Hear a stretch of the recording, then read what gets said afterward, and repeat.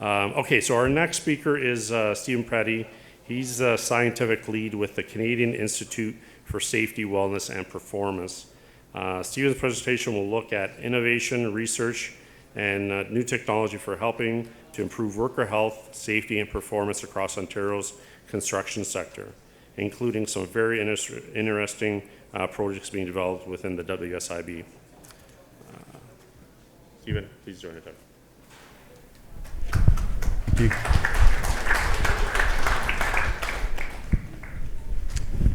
Awesome. Yeah, so thank you for the introduction. My name is Stephen Preddy. I'm a scientific lead at Canadian Institute for Safety, Wellness, and Performance. Show of hands, has anybody heard of our organization? Awesome. So we're relatively new.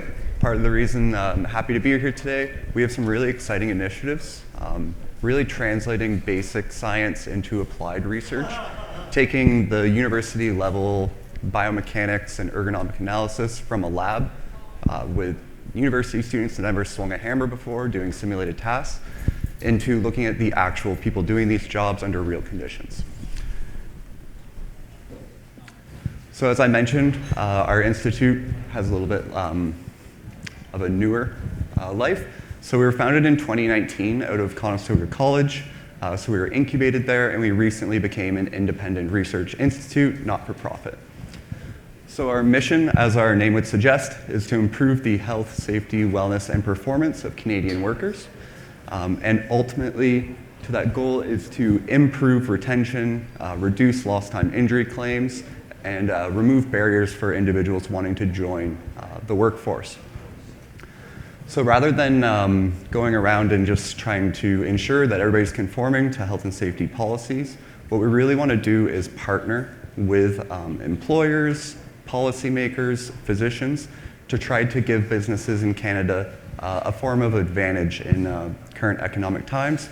So we're providing free resources to try to keep your workers active, productive in their careers longer, and as well as attracting new individuals to fill this skilled trades employment gap. So just with respect to some of the values, I'm not going to read these directly, but we're really looking to innovate. As I mentioned, a lot of this research has been done in laboratories. We've been doing this for 40, 50 years at this point. We see the new posters every year published about how you don't want to work overhead, all these different factors that are well established. We're trying to use new technologies to actually access and perform research that wasn't previously possible. And in order to do this, we need to really collaborate. So we need to bridge the gap from university professor to the actual people that benefit from this work. So we're looking for stakeholder groups, employers. We need to work with the workers themselves and get them invested in what we're doing. And as I mentioned, we're also looking at equality and inclusivity. Some of the larger growing populations for the skilled trades workforce are women, females rather, newcomers to Canada, and older adults. So by addressing this, we may be able to help with that skilled trades gap. So as I mentioned, we were founded in 2019. Bad time to start because a lot of research was limited. So what you can see here are some resources that we have available on our website. A lot of these reports are meant to get information into the hands of people that can actually use it, rather than having it in some academic journal behind a paywall. So a lot of our resources right now can provide assistance with training of skilled trades workers, different health and safety policies, dealing with disability, and we're aggregating all this information and delivering it in a more accessible way. We've also contributed to some standard development, particularly in the paramedic services, so looking at things like ambulance design, disability management, as well as fatigue prevention. And also trying to essentially get some interest in health and safety work. So some of the flashy type of studies, looking at the use of exoskeletons. Whenever we bring an exoskeleton onto a job site, a lot of workers get interested and want to try it out. So trying to look at some of these kind of social media driven topics of interest for the actual people and look at, are they really a benefit? Is this something worth looking into? And more recently, about 1 year ago, we were fortunate enough to launch our major initiatives. So this is our mobile laboratories. There's a few images here of WSIB President and the Minister of Labor joining us for that event. So these labs are what really are allowing us to bridge the gap and bring research into the field. So as I mentioned, a lot of university laboratories, where I did all my training, where I came from, all of our insights are based off convenient samples of the students in the universities coming in, getting a $20 gift card to do simulated work. So individuals that aren't particularly familiar with the trade or the task that you're doing are designing some fake motion, like swimming a fake hammer, and it's being swung by someone that is probably studying some irrelevant program and don't really have that experience. So the technique isn't real, and this causes issues with taking these findings from these studies and applying them to real-world conditions, where there's all these environmental considerations, different techniques, and real-world conditions. As I mentioned, this type of work requires strong partnerships. So right now, our funding is through WSIB for these mobile labs, and we're trying to be representative of the entire province. So we have interest in ensuring that the insights that we grab from Southern Ontario are applicable to Northern Ontario, because the types of conditions these people are experiencing, the type of work they're doing, the scope varies. Additionally, we're looking at different sizes of business. So we want these small to medium-sized businesses as well as these large corporations, because again, the scope of work's different. Someone doing HVAC in a residential setting isn't doing the exact same task as somebody in a commercial or industrial setting. So what I really want to draw attention to is our three main initiatives, particularly ones where we're really partner-driven. And right now, our mandate is focused on construction trades and paramedic populations. For a few reasons, we have gaps in employment for these services coming up. We need to make these more attractive, safer, retain more of our workers. And they also have elevated injury claims, lost time injuries through WSIB, and use a lot of personal protective equipment. So I'm going to go into each of these in a bit more detail, but I just want to quickly address some of the acronyms with easier to understand versions. So our multivariate occupation-specific anthropometric database, or MOSAIC, what we're really interested in is who is doing the job. This can be used for designing PPE, different things, so we need to understand what is the capacity of skilled trades workers' bodies, what are the shapes, how can we better understand the people doing the job. Database of occupation-specific exposures, or DOSE, is understanding what are the jobs, what are the tasks performed by these individuals, and what are the requirements or exposures that they're dealing with on a day-to-day basis in their job. Linked to that is our Safe Work Solutions, Innovations, and Technology Evaluation, or Safe Work Site. This is really taking basic research to try to help these businesses that are partnering with us.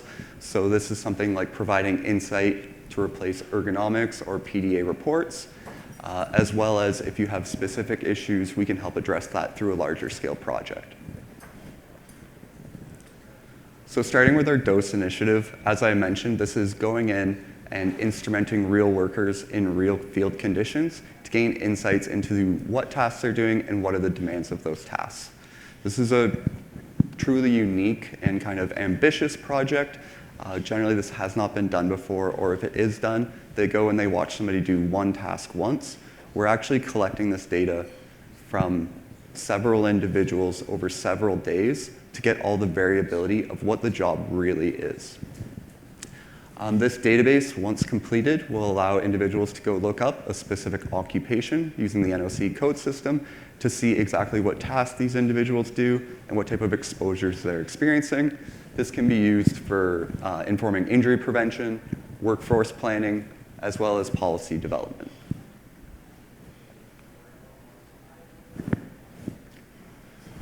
So just going through a few of the type of questions that this type of project can look at addressing. So picking up off the first presentation today, one of the issues that we hear for apprentices when we're working at a Conestoga college is that they may have gone into a program, and after the first year, they've decided that that trade is not something they're interested in. So part of this project is trying to address what is the actual day-to-day life in this trade so that individuals can go look at that, try to match their interests and skill set before actually enrolling and spending that year of public resources getting trained as well as their time. It's also tapping into WSIB lost times claims so people can understand the types of injuries and what type of negative outcomes may be associated with each trade. You can also look at why injuries are occurring and happening in the job. But also, as I mentioned, by collecting this data in the field rather than isolated, clean environments under ideal conditions, we can also look to answer questions about how environmental factors such as the season, weather could influence injury rates, as well as personal factors, time of day, day of the week, and these are the personal factors. So people don't only do their job, people are going home, living their lives. How does that potentially influence their risk of injury when they return to do their work?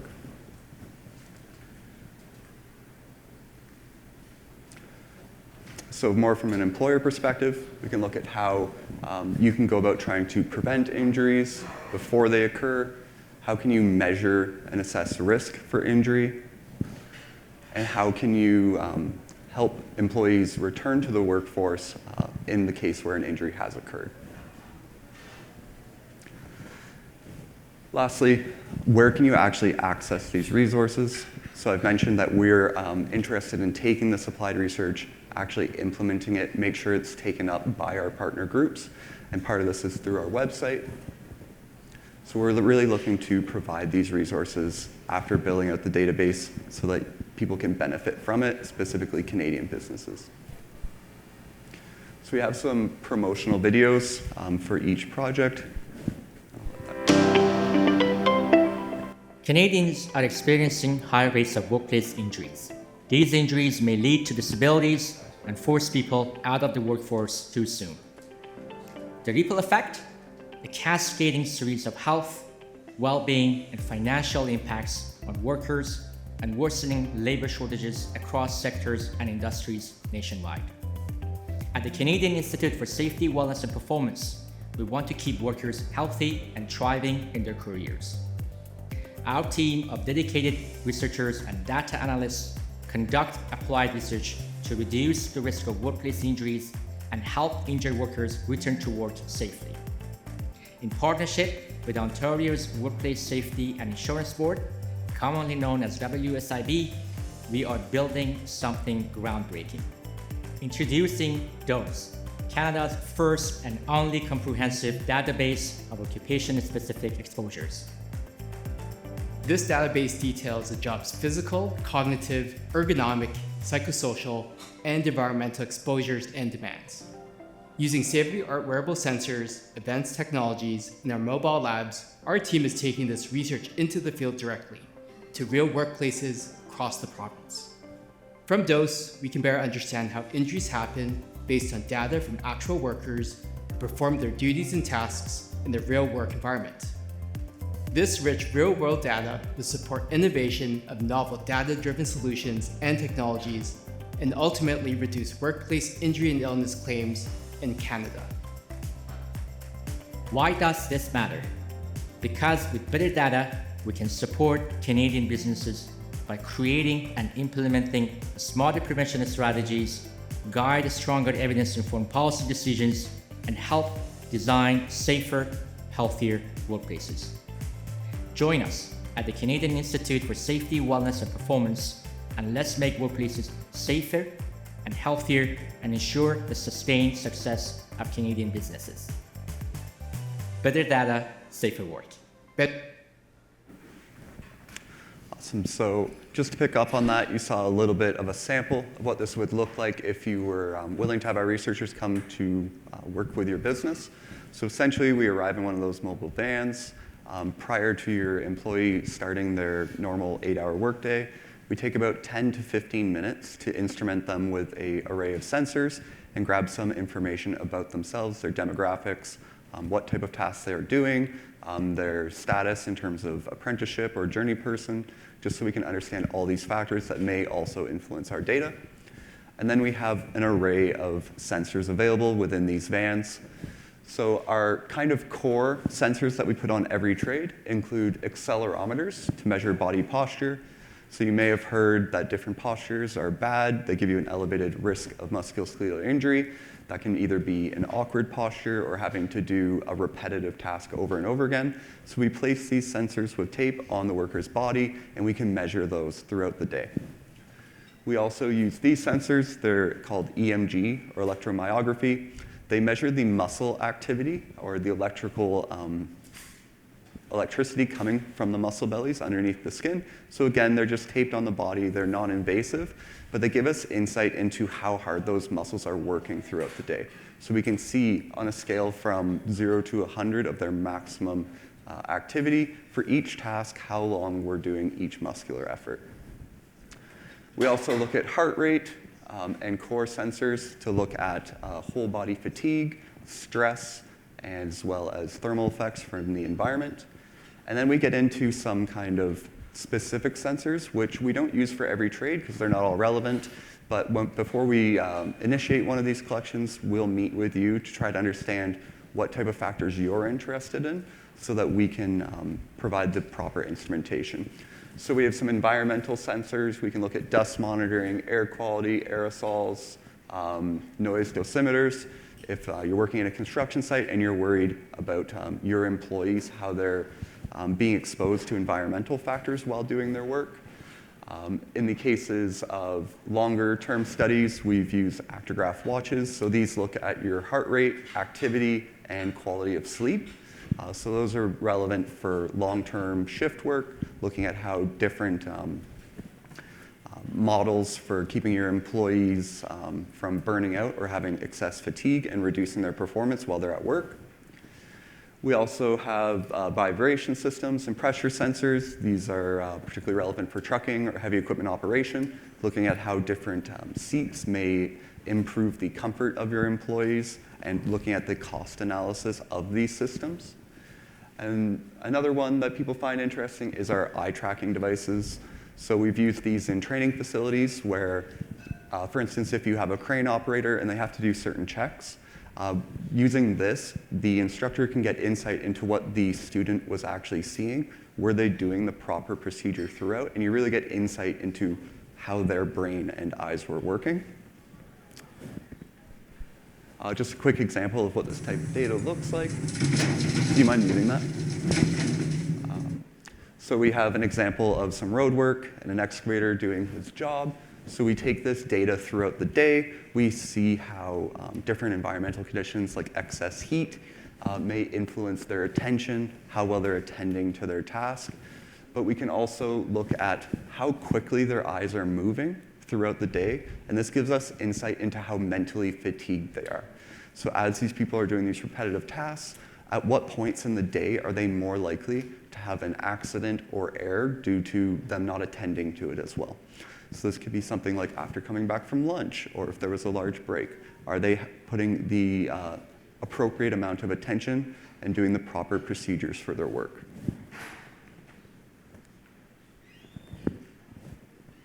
Sir, you have a question? So when you take this data, right, and you're working with the WSIB, are you like, and you need companies, you need contractors to offer you this opportunity to track them so that they can understand too. But if this is being used to like audit now those contractors, right? Like when you say like you want to see where there's issues or where accidents might be happening, those contractors will be held accountable.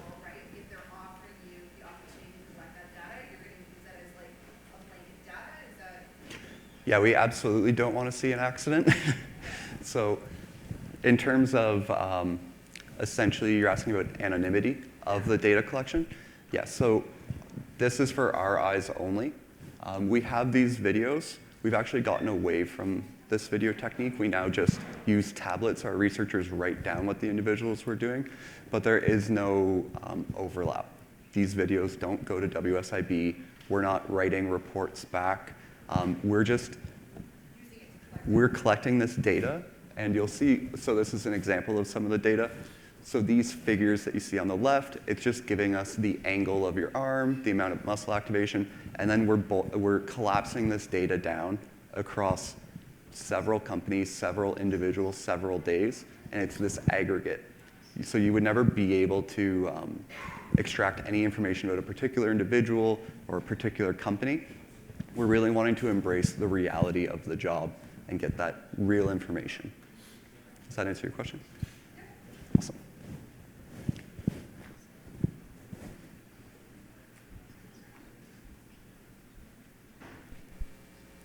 So this is more of an example of a typical task using our core sensors.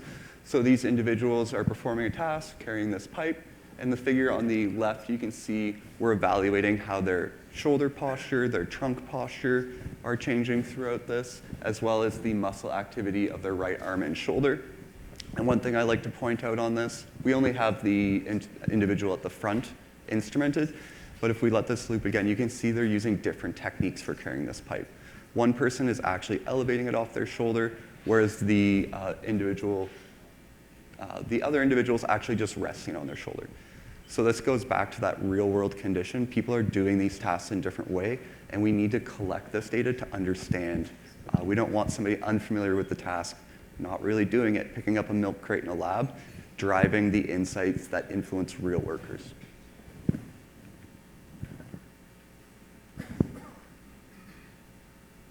Awesome. So following up on that question, you may wonder, why are we taking video beyond just a nice presentation or looking at coding the tasks?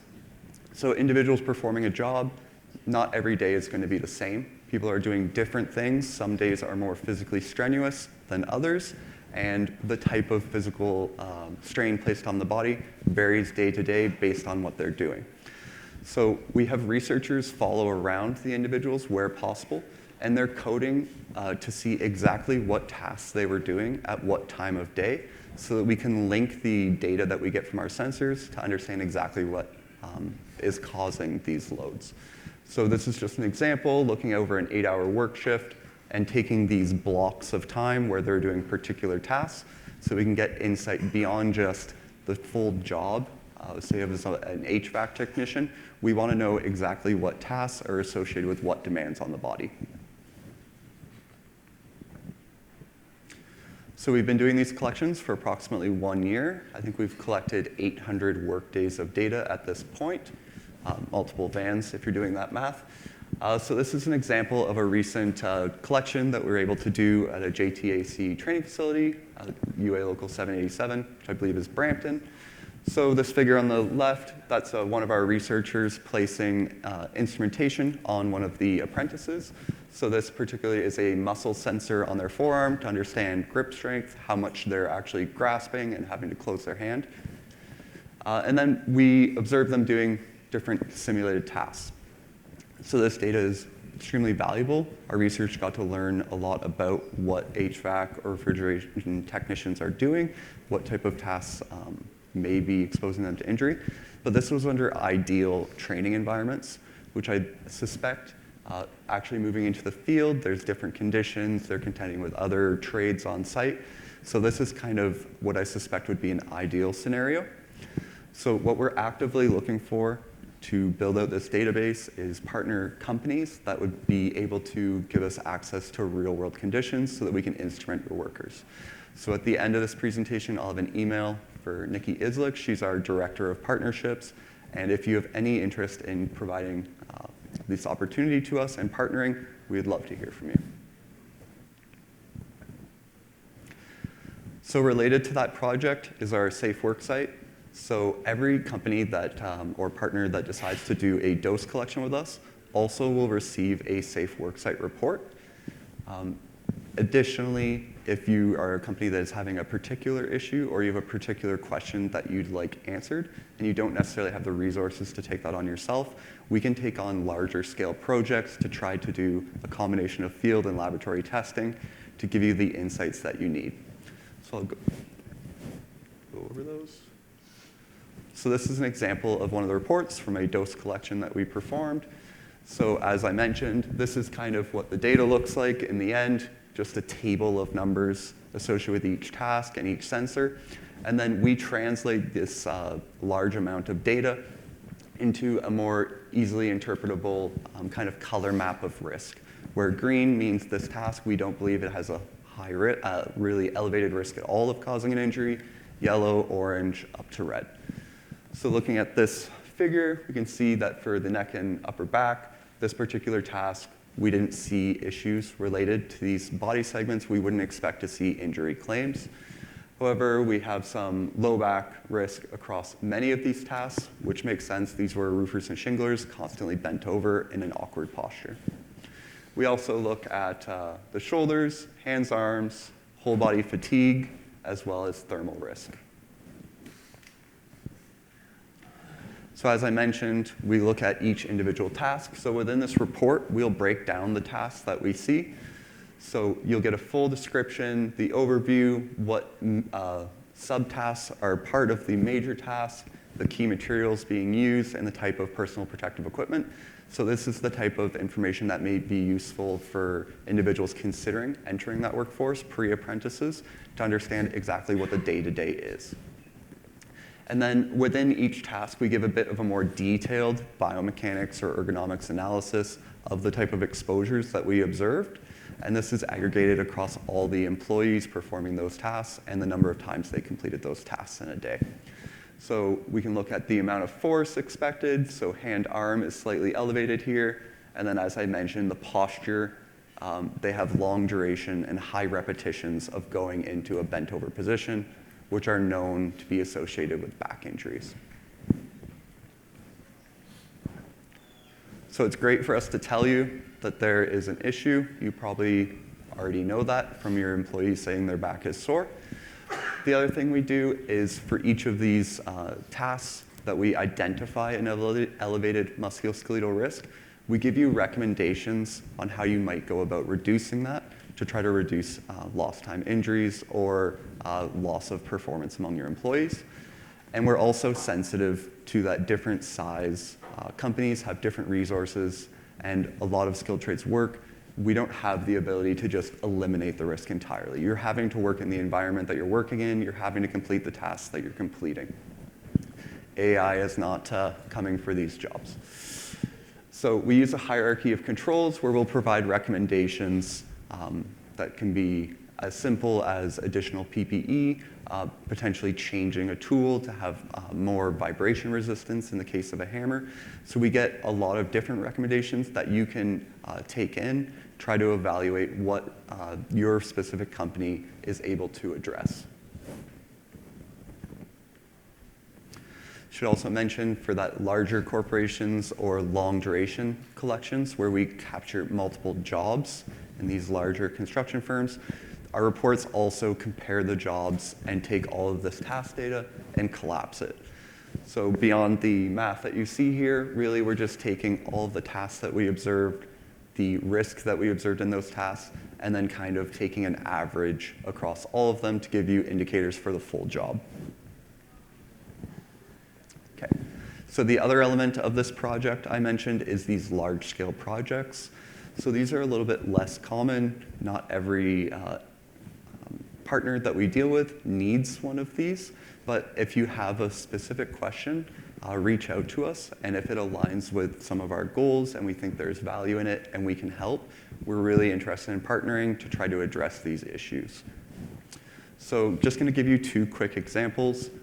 We're working on a hammer design study right now. So we had a construction company approach us indicating that they had a lot of complaints among their employees about hand and arm pain due to assembling scaffolding. And they were interested if different hammers or different gloves based off the season influences this muscular risk so that they can adapt the equipment that they provide. So in this case, we did a combination of field studies. We went out, we observed their employees, how they do the task, how frequently they're doing the task, and what type of exposures they're experiencing.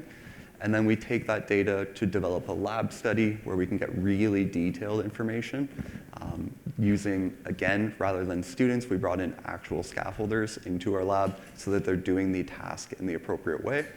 And then we make recommendations, look at these different hammers, and we bring it back out into the field to ensure the insights that we got in the lab apply to a real life. Another study, this was a large study that we did, was looking at paramedic fatigue.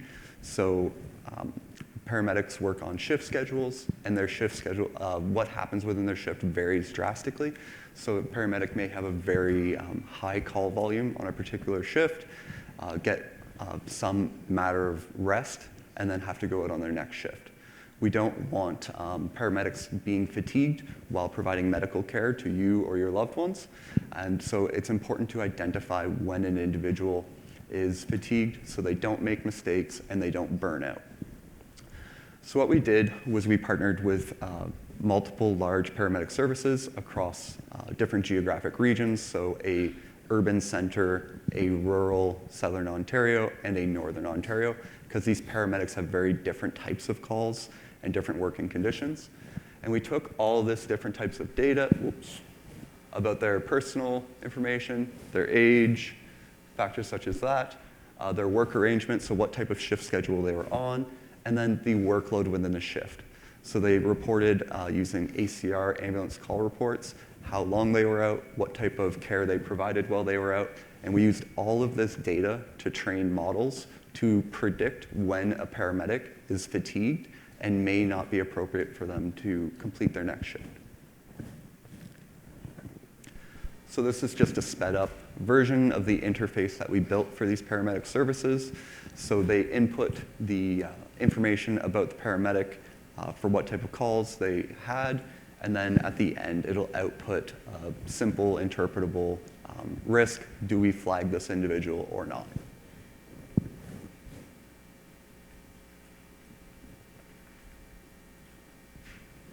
Right, and then the final study that we're working on, again, is the Multivariate Occupation-Specific Anthropometric Database, or MOSAIC, and this is trying to understand who is doing the job rather than what's involved in the job itself. So I like to say that just about everything in our built environment was made by an engineer, and they need to account for what is a person.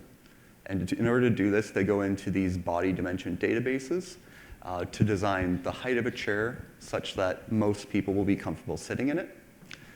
So these databases typically are built based off military populations. So you get a lot of 5'10" athletic build men or general populations. A lot of cases, there isn't Canadian data. We're using European data or American military. And we know that the skilled trades workforce in Canada has very different bodies than the military or European general population. And this causes issues with fit and comfort.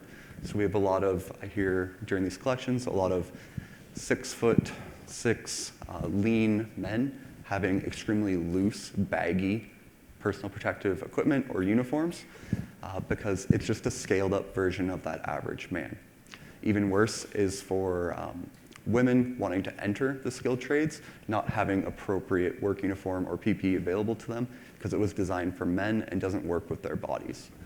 So the goal of this study is to go capture the body dimension data from the actual Canadian skilled workforce such that designers can tap into this free data to redesign their equipment and make it work better, be more comfortable, and safer. So you can see on this figure, this is a version of our mobile setup. So all these light panels and camera. It's a one-of-a-kind system. Nobody else in the world has this. So rather than having to get up close and personal with a measuring tape and spending an hour measuring someone, they put on some form-fitting clothing, they step into this camera system, and we can extract 160 body dimensions in 2 seconds. Oh, and I should mention, This type of collection, it's a little bit less relevant for our small businesses, just because we do require a 20-foot by 20-foot by 8-foot room to set up this camera system. So we're primarily working with training centers and union halls or large corporations. But we are willing to set up, takes about 6 hours for as long as you have at least 5 employees and can provide us a room to set up. We were fortunate enough, again, to do this type of collection with JTAC in Brampton, and we captured 70 individuals in the apprenticeship program as well as some instructors, and got really valuable data that can help make better fitting uniforms and PPE for HVAC and refrigeration technicians.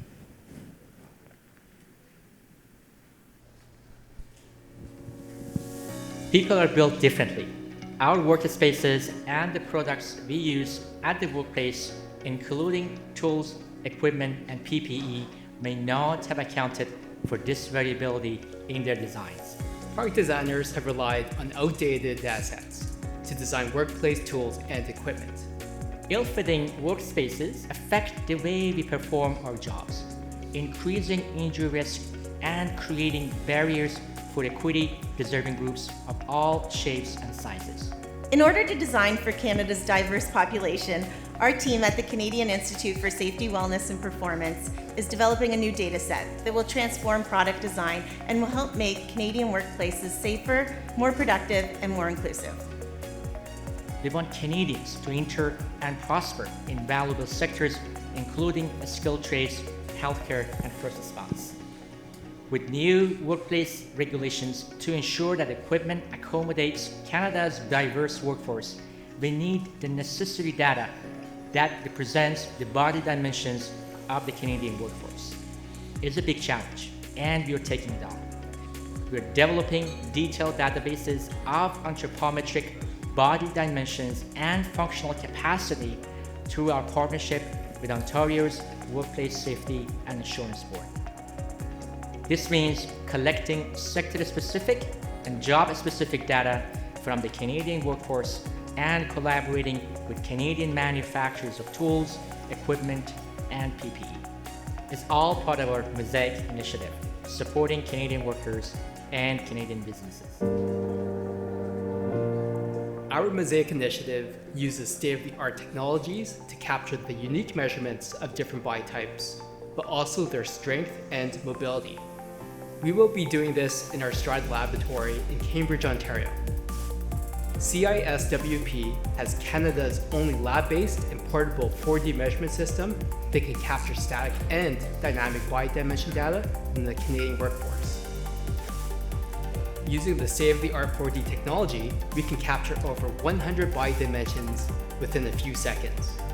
We also have high-precision foot scanners for developing better-fitted safety shoes, as well as scanning systems for hands, objects, and workspace layouts. We will also mirror the Stride's data collection at work sites and training centers across all of Ontario through our mobile labs.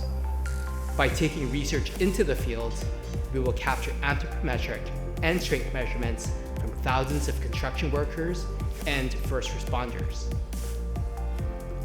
How we study, address, and prevent workplace injuries is going to completely change. Participating organizations will have the opportunity to improve their safety culture and job accessibility. This will help them comply with relevant legislation. It will demonstrate leadership in advancing the workforce by contributing to job-specific databases. These databases will ultimately support better fitting and functioning PPE, tools, and equipment. That means better fit and function for everyone in the workforce, regardless of gender and race, and fewer workplace injuries. We can improve well-being and optimize the productivity of the Canadian workforce, and we're proud of that. Join CISWP and let's work together to make Canadian workplaces safer and more prosperous. Better data, Better data, Better data, safer work. safer. Awesome. So this is just an example of one of the body scans. So you can see this individual on the left captured at a Boilermaker training hall. And then we get these 160 dimensions. I like to tell people we're essentially turning you into a video game character. That is actually one of the intents of this system, is to put people into video games. So we take this data, we do all this virtual analysis after the fact. These are all dimensions that are based off standards that designers use. So rather than using each general population, designer, if they want to build something for a particular trade, they can go in, access it, see exactly what the range of body dimensions are for our workforce, which is going to make better accommodation. The other thing is a lot of these devices, they may fit, they may be comfortable when you're standing still in an upright position, but as soon as you have to actually move to do your job, we start having restriction and discomfort. So what we can do with this system, which is unique, is have people actually move around, and we can see how their body shape changes. So this is just an example of walking. And then we also ask the workers and employers if they have issues with particular pieces of PPE, tools, or uniform. So this is an example where we got a lot of feedback that the high-vis vests were restricting Boilermakers from doing forward reaches, which is necessary for their job. So what we did was we had them all simulate that forward reach, and as you can see, we have different body types, but also different reach envelopes. So not everybody reaches as far, and their uniform doesn't necessarily need to allow them to reach beyond their capacity. So what we do with this is we can provide information not only about changing the cut of these shirts so that they fit the body better, but we can inform them about how much the fabric needs to stretch in order to allow people to do their work without restriction. This is another example from paramedic services. So a very common issue that they have is that they have to do squat lifts to lift patients. And funny enough, almost all of them will report the pant dance like it's a trade secret. So before they go in to do a patient lift, they have to hike their pants up as high as possible because they're very narrow cut and they're very stiff fabrics. They're meant for puncture resistance, similar to a police officer, rather than the flexibility common for the type of activities that paramedics need to do. So this is an individual of a male paramedic doing a simulated stretcher lift, and we can see how his thigh circumference is changing and how the pants of their uniform may need to be redesigned to allow this motion without restriction. This is particularly elevated among female paramedics. We ask some questions while we do this, and 89% of the female paramedics have reported that the fit or size of their uniform is creating safety issues as well as reducing their job performance. In an extreme case, one of the paramedics described to me that because her pants were tight, she tried to leave the ambulance and couldn't get her leg high enough, fell and fractured her wrist. So this is a lost time injury claim for a highly trained professional that really shouldn't be happening. We just need to provide the proper equipment for her to do her job. Beyond the 4D scanner where we get the full body, we also look at detailed anthropometry. So we have on the left here is a hand scanning device. So we hear a lot of complaints about tools not fitting well, or gloves particularly. I hear a lot of medium gloves where the fingers are a certain length, but it leaves a gap, or if it's too tight, they lose fine motor control, but if it's too loose, people are concerned about it getting pulled into machinery and causing potentially a catastrophic injury. And to date, there is no good data about the shape of hands because it's very difficult to actually measure. They're complex structures. So when we went out to do this work, we tried to find a commercial product that would allow us to evaluate this, and we found that nothing was available. So we're pretty proud of, this is a device that we've been developing in our lab, which it's essentially made up of little computers and cameras and allows us to do 3D reconstructions of the hand rather than having to use a measuring tape and taking a lot of invaluable work time away from the individual. On the right, we also have our foot scanning device, which you saw in that nice little video. It instantly gives us 3D models of the feet, so we can inform people about proper fitting shoes. I like one example I'll give personally. I was wearing size 11 shoes when I started at this company, and then when I was testing this device, I thought it was broken because it told me I was a size 8. Turns out I'm an 8 double wide. My feet feel so much better now that I'm wearing the correct shoe. as well as getting some insoles. A potentially better example, we had a female student in the skilled trades campus at Conestoga College. She had completed her pre-apprenticeship program, was very motivated to join the trades, and then when she was trying to get an apprenticeship, she had a massive barrier. She was unable to find a safety boot that would allow her to get onto construction sites. Her feet were so small that nothing was available. So we actually had to bring her in, get her foot 3D scanned, and then we sent that data to a company in Europe, and they manufactured a custom boot for her. So this is a relatively simple thing, but it allowed somebody to actually pursue the career path that they were interested in. Beyond just the shape of the body, while we're doing this collection, we're also interested in a few other factors. So we want to understand the capacity of different workers. What strength metrics do they have in their hands for hand tool use, as well as their legs and upper body. We also do body composition analysis.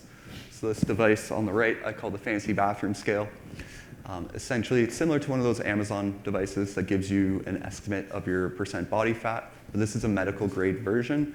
So it actually more directly measures the amount of muscle and fat you have in each limb, as well as your trunk.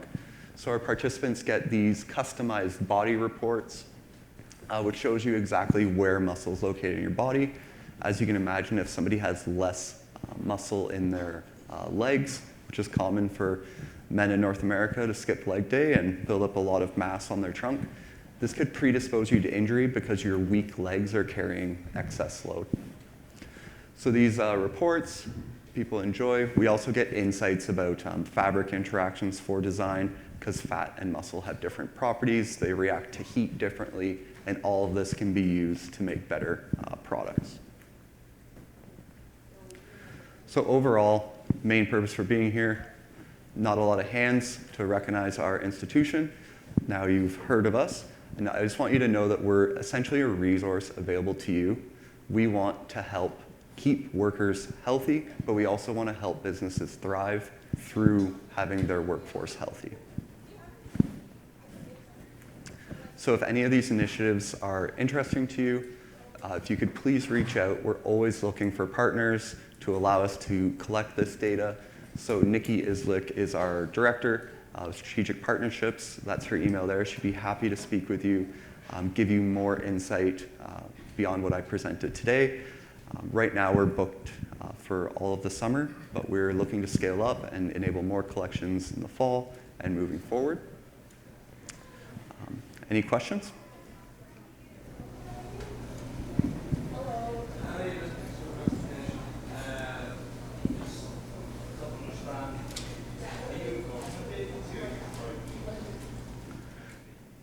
Yeah, so we were incubated within Conestoga College. So we were a department within a public institution.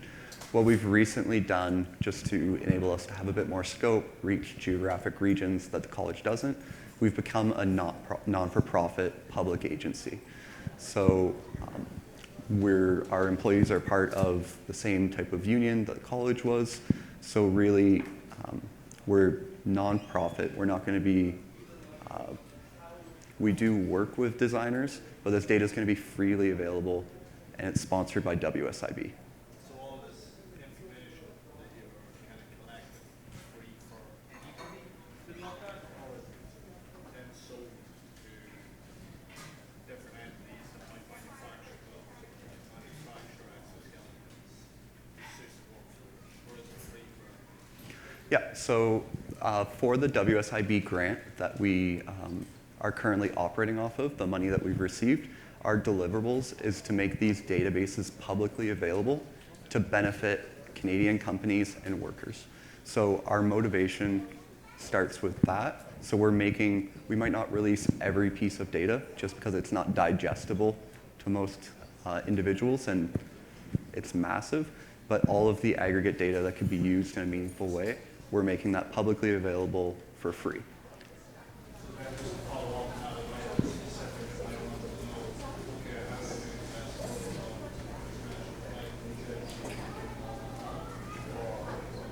Yeah, so in the coming months, we're going to start releasing this data. There will be a website you go to it and you can type in demographic information. I want male hands for individuals of this age, and it'll give you all of that data.